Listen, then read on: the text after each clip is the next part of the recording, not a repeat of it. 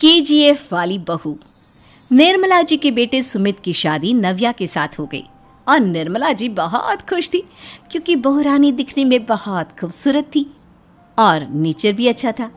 निर्मला जी का बहुत अच्छे से ख्याल रखती थी, कभी किसी से झगड़ा नहीं करती थी। लेकिन निर्मला जी की बहू में कुछ तो अनोखा था और वो ये था कि केजीएफ मूवी देखने के बाद केजीएफ मूवी के हीरो की बहुत बड़ी फ़ैन बन गई थी और बस हर वक्त उसे ही कॉपी करने की कोशिश करती रहती। बस एक यही आदत की वजह से निर्मला जी को कभी कभी उस पर गुस्सा आ जाता। बाकी सब कुछ ठीक था। सुमित बेटा, तुम नव्या को समझाने की कोशिश क्यों नहीं करते?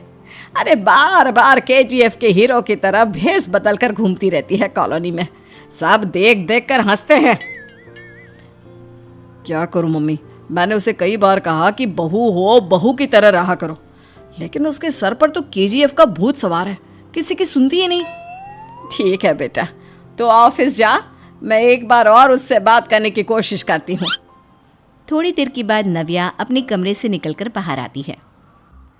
अरे बहू, ये क्या, तुम फिर से केजीएफ की एक्टर बन गई? मम्मी जी, आपको पता है ना, मैं उसकी पर्सनालिटी से बहुत इम्प्रेस्ड हूँ और मेरी फेवरेट मूवी है ये। जानती हैं, मैंने तो सारे डायलॉग्स भी रट कर रख लिए हैं। अरे बेटा, लेकिन थोड़ा बहुत समाज की भी तो परवाह करनी पड़ती है ना। तुम इस तरह घूमती हो, सब लोग क्या सोचते होंगे, थोड़ा तो डरा करो। मम्मी जी, डर होना चाहिए और दिल में होना चाहिए, वो अपुन के नहीं सामने वाले के दिल में होना चाहिए। अरे तुम फिर से केजीएफ के डायलॉग मारने लगी। अरे पता नहीं कब समझोगी। डोंट वरी मम्मी जी, मैं अभी आपके लिए गर्मा गर्म कॉफ़ी बना कर लाती हूँ, उसके बाद आपकी सारी टेंशन रफू चक्कर हो जाएगी। कुछ दिनों के बाद। नव्या, नव्या कहाँ हो तुम? मैं यहाँ हूँ। अरे क्यों इस तरह केजीएफ का हीरो बनकर घूम रही हो? कभी तो मेरी बीवी बनकर रह लिया करो। छोड़ो ना सुमित। अच्छा बताओ, मुझे आवाज़ किस लिए दे रहे थे? क्या बताऊँ यार, मेरे बॉस ने मुझे इतना काम दे दिया ना, पूरी तरह से परेशान हो गया हूँ। ऐसा लगता है ऑफिस नहीं युद्ध पर जाता हूँ। अरे बेटा, परेशान क्यों होता है? ला, मैं तेरा सर दबा देती हूँ, दुखी मत हो, काम तो सबको करना ही पड़ता है। लेकिन मम्मी, ऑफिस में आजकल बहुत काम रहता है, थक जाता हूँ मैं। जानता है बेटा, जब तू छोटा था ना, तो मैं ऑफिस और तुझे संभालने का सारा काम करती थी, तब मुझे भी ऐसा ही लगता था। लेकिन कुछ दिनों के बाद सब ठीक हो जाएगा बेटा। सही कह रही है मम्मी जी, तुम अपने आप को ऑफिस में काम करने की वजह से योद्धा समझते हो, लेकिन जानते हो, इस दुनिया में सबसे बड़ा योद्धा एक माँ होती है। अरे ये डायलॉग तो मैंने कहीं सुना है। जरूर सुना होगा, केजीएफ फिल्म का डायलॉग, भला किसने सुना नहीं होगा? हे भगवान, कोई मेरी बीवी के सर से केजीएफ का भूत उतार दे। कुछ दिनों के बाद। नव्या, सुमित तो ऑफिस चला गया, एक काम करते हैं, हम दोनों मार्केट चलते हैं, मुझे कुछ शॉपिंग करनी थी। ठीक है मम्मी जी, मैं अभी तैयार होकर आती हूँ। थोड़ी देर बाद नव्या फिर से केजीएफ फिल्म के हीरो की तरह गेटअप रखकर आ जाती है। अरे तुम फिर से ये बन गई। चलिए ना मम्मी जी, आप जानती है ना, मुझे ऐसे रहना बहुत पसंद है। प्लीज़ प्लीज़ प्लीज़ मम्मी जी। अच्छा ठीक है, चलो। मार्केट में निर्मला जी को उनकी एक सहेली मिलती है। अरे निर्मला, ये तुम किसे साथ में लेकर घूम रही हो? लगता है फिल्म का हीरो निकलकर तुम्हारे साथ आ गया है। मेरी बहन, क्या बताऊं, ये फिल्म का हीरो नहीं है। अच्छा, ये तुम्हारा बेटा होगा, बहुत दिनों से देखा नहीं ना, इसलिए पहचान नहीं पाई मैं। अरे नहीं नहीं, मेरी पूरी बात तो सुनो, ये मेरी बहू है नव्या। है? लेकिन दिखने में तो ये बिल्कुल केजीएफ के एक्टर की तरह नजर आ रही है। हाँ, वो क्या है ना, इसे इसी तरह रहना पसंद है। क्या बात है बहू, शहर में इस तरह घूम रही हो, तुम्हें बिल्कुल भी अजीब नहीं लगता? लोग तुम्हारे बारे में क्या कहेंगे? आंटी जी, जो शहर में रहने आता है ना, वो उसके बारे में सीखता है, और जो राज करने आता है ना, वो शहर को अपने बारे में सिखाता है। और मैं इस शहर को अपने बारे में सिखा रही हूँ। अरे ऐसा ही कुछ तो केजीएफ पिक्चर के हीरो ने भी बोला था ना अपनी फिल्म में। ये हुई ना बात, सही पहचाना आपने। केजीएफ फिल्म के हीरो का ही डायलॉग है ये। निर्मला जी और नव्या को मार्केट में शॉपिंग करते करते शाम हो जाती है और शाम को घर लौटते वक्त एक सुनसान सड़क पर अचानक से एक चोर उनके सामने आकर खड़ा हो जाता है। चुपचाप अपना सारा रुपया माल पैसा मुझे दे दो। क्यों दे दे पैसे? तुमने दिए क्या सामान खरीदने के लिए? ओए चुप कर। और इस तरह बहुरुपया बनकर क्यों घूम रहा है? अरे घूम रहा नहीं, घूम रही है, बहू है ये मेरी। लेकिन देखने में तो तुम्हारा बेटा जैसा लगता है। वैसे कुछ भी कहो, बेटा है बड़ा हैंडसम। अरे चुप कर, कहा ना बेटा नहीं बहू है मेरी, बहू है। अच्छा ठीक है, तो ऐसे कहता हूँ, तुम्हारी बहू बहुत हैंडसम है। ओए मिस्टर चोर, ज्यादा बातें बनाने की जरूरत नहीं है। चुपचाप यहाँ से निकलो, तुम्हें कुछ नहीं मिलने वाला। ऐसी बात है? एक मिनट रुको, ये देखो मेरे हाथ में गन है ना, गन। तुम दोनों का भेजा उड़ा दूंगा। नव्या लपक कर वो गन चोर से छीन लेती है। ट्रिगर पे उंगली रखने वाला हर कोई शूटर नहीं होता, और उनकी औकात उनको चाहने वालों के अलावा और कोई समझ नहीं सकता। क्या बोले रे? ये लाइन तो मैंने कहीं सुना है। अरे सुना होगा, जरूर सुना होगा, क्योंकि केजीएफ फिल्म तो सबने देखी है ना। मेरी बहू तो दिन में 4-4 बार देखती है, उसी का डायलॉग है ये। अरे वाह आंटी जी, बहुत कमाल की है आपकी बहू। चलता फिरता केजीएफ का एक्टर ही लगती है।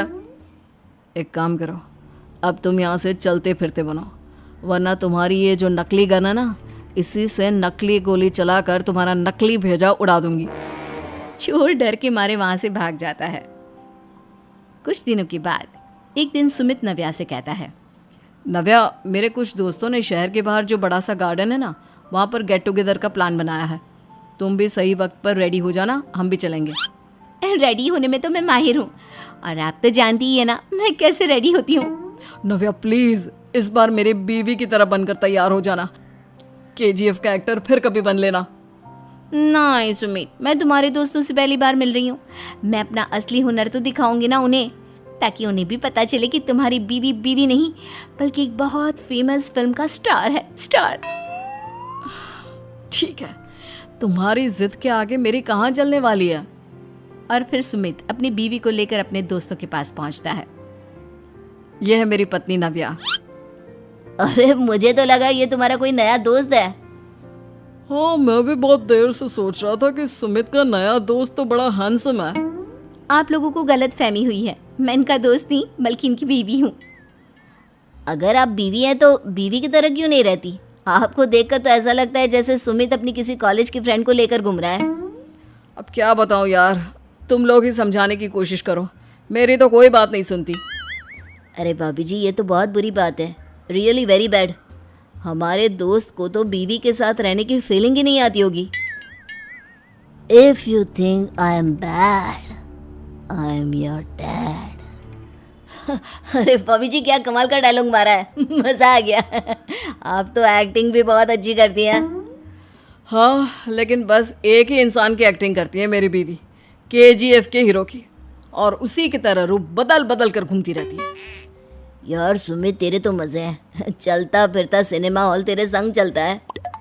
बेटा, मेरे कितने मजे हैं और कितने नहीं ये तो मुझे ही मालूम है। ऐसा क्यों कह रहा है यार, सारा दिन डायलॉग सुनने को मिलते हैं, और बीवी एक हैंडसम दोस्त की तरह नजर आती है, और क्या चाहिए।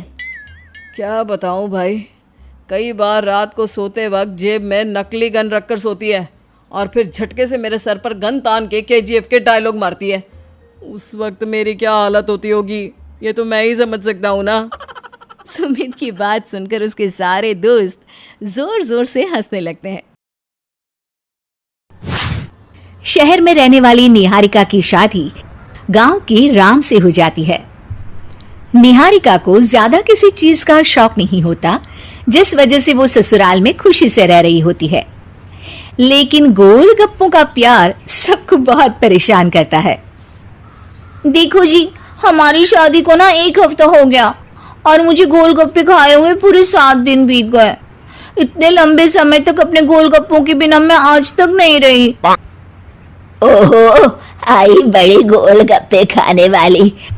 हुक्म तो ऐसे चला रही है जैसे तेरे पापा ने हमें यहाँ कोई दुकान खोल कर दी हो। बेटी तो दी है ना, अब उसे थोड़े गोलगप्पे तो आप भी खिला सकते हैं ना। अरे देखो तो जरा, नास पीटे गोलगप्पों के पीछे कैसे कैंची की जैसी जुबान चल रही है इसकी। देखिए मम्मी जी, आप भले मुझे कुछ भी बोलिए, लेकिन अपने गोलगप्पों के लिए मैं कुछ नहीं सुन सकती। हाँ अरे मैं तुम्हें गोलगप्पे खिला दूंगा, थोड़ा सब्र तो करो। पिछले 7 दिनों से सब्र ही तो कर रही हो ना। अरे गोलगप्पे ही तो है, इतना बेचैन क्यों हो रही हो? आ जाएंगे। सुनो जी, हम लड़कियां पति के बिना रह सकती हैं, पर गोलगप्पों के बिना नहीं, कभी नहीं। वो मेरा पहला और आखिरी प्यार है। निहारिका की बात सुनकर उसकी सास और पति सिर पकड़कर बैठ जाते हैं। जिसके बाद राम गोलगप्पों का इंतजाम करने घर से बाहर चला जाता है। कुछ देर बाद वो गोलगप्पे लेकर घर वापस आता है, जिन्हें देखकर निहारिका सारे काम छोड़कर खुशी से भागते हुए राम के पास आती है। तुम आ गए? इतनी देर क्यों लगाई? पता है ना मैंने तुम्हें कितना मिस किया। अरे थोड़ी देर पहले ही तो घर से गया था। क्या तुम? अरे मैं तो अपने गोलगप्पों से बात कर रही हूँ, तुमसे नहीं। निहारिका का गोलगप्पों के लिए ऐसा प्यार देखकर राम हैरान रह जाता है। अब वो गोलगप्पों को प्लेट में अच्छे से सजाकर उन्हें खाने बैठती है, लेकिन पहला गोलगप्पा खाते ही वो गुस्से में प्लेट खिसका देती है। ये कैसे घटिया गोलगप्पे उठा कर ले आए? न पानी में स्वाद, न गोलगप्पों में। हाय हाय, महारानी के नखरे तो देखो, इन्हें गोलगप्पे में भी अलग अलग स्वाद चाहिए। ठीक है, आप लोग इस पर बहस मत शुरू कर देना, मैं ना कल दूसरी जगह से खरीद लाऊंगा, ठीक है? अगले दिन राम निहारिका के लिए गांव में दूसरी दुकान से गोलगप्पे खरीद कर लाता है, पर उसे वो भी पसंद नहीं आते। जिसके बाद बहुत दिनों तक यही सिलसिला चलता रहता है, जिसमें राम अपनी पत्नी के लिए दूसरे गांव तक जाकर वहां से भी गोलगप्पे खरीद कर लाता है, पर निहारिका को कहीं के कोई भी गोलगप्पे पसंद ही नहीं आते। तुमको तो अच्छे गोलगप्पे की पहचान करना आता ही नहीं है। तुमको गोलगप्पे का प्यार पता ही नहीं है, तुमसे कुछ होता ही नहीं है। अरे तुमसे बहुत होता है तो तुम खुद कर लो ना। सास की बात पर निहारिका बैग पैक करके घर से जाने लगती है, जिस पर राम उसे रोकते हुए कहता है, अरे इतनी सी बात पर कोई घर छोड़कर जाता है क्या? मैं कल शहर जाकर तुम्हारी पसंद के गोलगप्पे ले आऊंगा, ठीक है? आपको कहीं जाने की जरूरत नहीं है, मैं ही शहर चली जाती हूँ और घर छोड़कर नहीं जा रही, गोलगप्पे खाने जा रही हूँ। ये कहकर निहारिका शहर में अपने पापा के घर चली जाती है, जहां पर वो सुबह के नाश्ते से लेकर रात के खाने तक में मन और पेट भर कर गोलगप्पे खाती रहती है, जिससे उसकी तबीयत खराब हो जाती है और उसे अस्पताल में एडमिट करना पड़ता है। फूड पॉइजनिंग है, जंक फूड बिल्कुल बंद करना होगा। लो, बहुत गोलगप्पे करती रहती थी, कर दिया ना गोलगप्पे ने बीमार। और खाओ अब। माँ, इसके बारे में हम घर जाकर बात करेंगे। कुछ दिनों में निहारिका ठीक होकर अपने ससुराल वापस आ जाती है, जिस पर एक बार फिर सास बहू की नोकझोंक शुरू हो जाती है। अब थोड़े दिन अपने प्यार से दूर रहना, नहीं तो इस बार सीधा भगवान के घर पहुंच जाओगी। इस बार सास की बात का कोई जवाब दिए बिना निहारिका अपने कमरे में चली जाती है। बीमार होने की वजह से निहारिका गोलगप्पे तो खा नहीं पाती, लेकिन अभी भी उसके मन में हर वक्त उन्हीं के ख्याल चलते रहते हैं। हाय मेरे प्यारे गोलगप्पे, इस कलमुए फूड पॉइजनिंग ने मुझे मेरे प्यार से दूर कर दिया। मेरे गोलगप्पों, मुझे तुम्हारी बहुत याद आ रही है। अगर मैंने तुम्हें खाया तो मम्मी जी तानों के ही गोलगप्पे बनाकर मुझे खिला देंगी।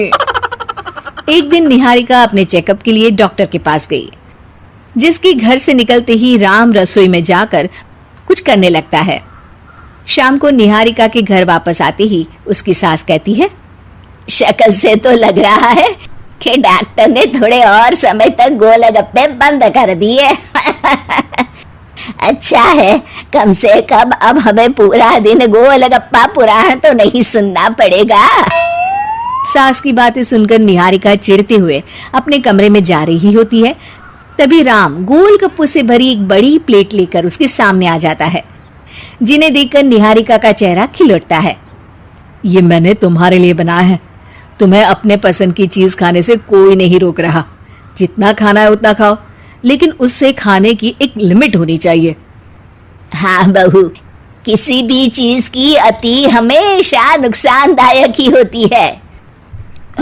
ठीक है, पर अभी मुंह में पानी आ रहा है, गोलगप्पे खाऊं प्लीज। अरे अकेले क्यों, सब साथ मिलकर खाएंगे ना। पिता, पत्नी मीरा, बहन राधा और 2 बच्चे हैं। एक दिन मीरा कहती है, कार्तिक, बच्चों के स्कूल में एनुअल फंक्शन के लिए 2000 जमा करने पड़ेंगे। अरे अभी कुछ दिन पहले ही तो 10,000 जमा किए थे ना। हाँ, वो तो फीस और प्रोजेक्ट के पैसे जमा किए थे।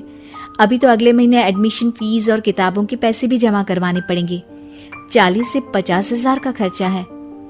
मीरा, इतनी तो सैलरी भी नहीं है मेरी, ऐसे कैसे काम चलेगा? तो मैं क्या करूं? बच्चे को सरकारी स्कूल में डाल दूं? मीरा, तुम जानती हो ना, मैं मुश्किल से 35 से 40,000 ही कमा पाता हूँ। इस घर के खर्चे दिन ब दिन बढ़ते जा रहे हैं, थोड़ा कंट्रोल करो ना। क्या खाना और कपड़े पहनना भी बंद कर दूं? मैं ऐसा नहीं कह रहा हूँ मीरा। तुम जानती हो राधा का भी पोस्ट ग्रेजुएशन पूरा होने वाला है। घर के खर्चों के साथ उसकी शादी की जिम्मेदारी भी उठानी है। मेरे बच्चों की पढ़ाई से ज्यादा इंपॉर्टेंट राधा की शादी है, तो करो जो मन में आए। मैं बोझ लगती हूँ तो मैं बच्चों के साथ अपने मायके चली जाती हूँ। तुम्हारी सारी मुसीबतें ही खत्म हो जाएगी। मीरा, मुझसे बहस मत करो। सुबह सुबह ऑफिस जाने के टाइम पर ही कलेश करके दिन मत खराब करो। इतना बोलकर कार्तिक वहां से चला जाता है। तभी, कार्तिक बेटा, ऑफिस जा रहे हो? मेरी दवाइयां लेते आना। और बेटा, बिजली का भी बिल 2 महीने से जमा नहीं हुआ, इसे भी आज जमा करवा देना। जी पिताजी, लाइए बिजली का बिल। 4,600 रुपए बिजली का बिल आया है। माँ, मीरा, राधा, कितना ज्यादा बिल आया है। भैया, ये 2 महीने का बिल है और मैं तो सिर्फ फोन चार्ज करती हूँ। अरे बेटा, मैं तो गीजर से पानी गर्म करने के अलावा मेरे कमरे में एक पंखा और एक लाइट ही तो जलते हैं। मीरा, तो फिर इतना बिल कैसे आया? हाँ, सारा इल्जाम मेरे पर ही लगा दो ना। भाभी, आप भी तो एसी चलाती हो, उससे भी बिजली का बिल बहुत ज्यादा आता है ना। एसी मेरे मायके से आई है और वो भी अब सबकी आंखों में खटकने लगी है। मीरा, अपना मुंह बंद करो और आज के बाद तुम एसी नहीं चलाओगी। माँ, आप भी अपना पानी धूप में गर्म करके नहाया करो। कार्तिक ये कहकर घर से ऑफिस के लिए निकल गया। घर से कुछ आगे जाते ही उसकी गाड़ी पंचर हो गई।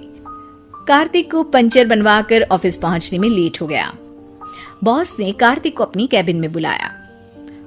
मैं आई कम इन सर? कम इन। बहुत लेट हो तुम। सॉरी सर, कुछ प्रॉब्लम्स की वजह से लेट हो गया। मुझे कुछ नहीं सुनना। तुम्हारा टारगेट कंप्लीट हुआ? नो सर, अभी बाकी है। क्यों? सर, मार्केट में बहुत रिसेशन चल रहा है, बिजनेस कहीं से मिल नहीं पा रहा। मैं अपनी तरफ से पूरी कोशिश कर रहा हूँ सर। मुझे तुम्हारी कोशिश नहीं चाहिए, मुझे बिजनेस चाहिए। अगर तुमसे नहीं हो पा रहा है तो तुम रिजाइन कर सकते हो। नहीं सर, मुझे इस नौकरी की बहुत जरूरत है। मैं अपनी फैमिली का सिंगल अर्निंग पर्सन हूँ। मेरी जॉब चली गई तो मेरी फैमिली प्रॉब्लम में आ जाएगी सर। इसका ख्याल तुम्हें रखना चाहिए। जाओ यहाँ से, और बिना बिजनेस लाए मुझे तुम अपना मुंह मत दिखाना। कार्तिक बिजनेस की तलाश में इधर से उधर कड़ी धूप में सारा दिन भटकता रहता है और थका हारा जब शाम को घर आया। बेटा, मेरी दवाई ले आए और बिजली का बिल भर दिया। अब दवाई लाना भूल गया पिताजी, और बिजली का बिल जल्दी भर दूंगा। पर बेटा, याद से भर देना, वरना बिजली वाले बिजली काट कर चले जाएंगे। लीजिए पानी। बच्चों के एनुअल फंक्शन के लिए स्कूल में जमा करने वाले पैसे लेकर आए? अभी सैलरी नहीं आई है मेरा, और अकाउंट में ज्यादा पैसे भी नहीं बचे हैं। तो क्या बच्चों को स्कूल भेजना बंद कर दूं? बच्चे अगर इस साल एनुअल फंक्शन नहीं अटेंड करेंगे तो कोई पहाड़ नहीं टूट पड़ेगा। और अब तुम मेरा दिमाग खाना बंद करो। अरे आप मुझ पर क्यों चिल्ला रहे हैं? कार्तिक गुस्से में घर से बाहर चला जाता है। अब मीरा रोने लगती है। भाभी आप रोइए मत, टेंशन लेने से कुछ नहीं होगा। पर राधा, घर के भी खर्चे हैं। कार्तिक के गुस्सा करने से घर के खर्चे नहीं पूरे होंगे। पर मीरा बेटा, लड़ाई करने से भी कोई समाधान नहीं मिलेगा, उल्टा घर का माहौल ही खराब होगा। पर मुझे लगता है हमें भी घर के खर्चों में हाथ बढ़ाना चाहिए। मुझे योगा सेंटर में जॉब का ऑफर मिला है, मैं कल से ही जॉब ज्वाइन कर लूंगी। वैसे तो मुझे भी सिलाई आती है, मैं भी लोगों के कपड़े सिलना शुरू कर देती हूँ। हाँ बेटा, मैं भी तुम्हारा घर के कामों में हाथ बटा दिया करूंगी और काज बटन लगाकर सिलाई करने में भी सहायता करूंगी। मीरा, मैं तुम्हारे बच्चों के साथ मोहल्ले के बच्चों को भी ट्यूशन पढ़ाऊंगा। इसी बहाने मेरा टाइम पास भी हो जाएगा। इस तरह से अब घर के सभी सदस्यों के सहयोग से पैसों की समस्या दूर हो गई और सब खुश रहने लगे। इससे हमें सबक मिलता है कि एकता में कितनी